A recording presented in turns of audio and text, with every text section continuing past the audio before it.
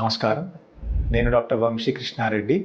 నేను consultant orthopaedic surgeon at Somajiguda Yashoda hospitals.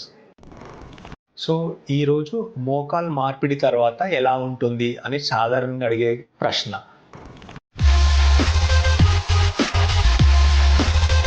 So ఈ మోకాలు మార్పిడి ఆపరేషన్ తర్వాత మీరు హాస్పిటల్లో 2 నుంచి 3 రోజులు ఉంటారు. తర్వాత డిశ్చార్జ్ అవుతారు.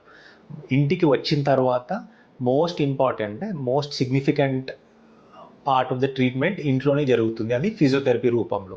ఫిజియోథెరపీలో పేషెంట్ ఆపరేషన్ అయిన మోకాలు ఆడటం, నడవటం ఇవన్నీ స్టార్ట్ చేస్తాము. సో ఇనీషియల్గా మన పేషెంట్ని ఒక స్టాండ్ కానీ వాకర్ అని పట్టుకొని నడమంటాం.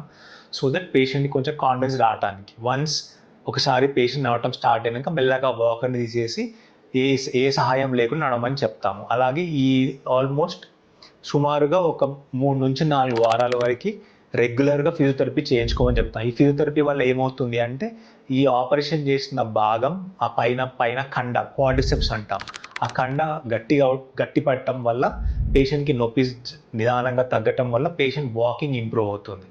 ఈ సమయంలో ఫుడ్ కూడా చాలా ఇంపార్టెంట్. బికాస్ ఈ ఆపరేషన్ గాయం మానటానికి మొత్తం మన బాడీలో ఉన్న న్యూట్రియంట్స్ అన్నీ చాలా ఉపయోగపడతాయి. సో మంచి గుడ్ ప్రోటీన్ డైట్తోని మంచి ప్రోటీన్ డైట్ వల్ల ఈ గాయం మానటం, ఎలాంటి ఇన్ఫెక్షన్ లేకుండా గాయం మానటానికి హెల్ప్ అవుతుంది.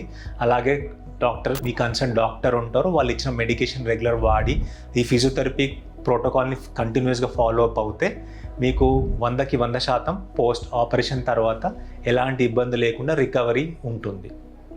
ధన్యవాదాలు.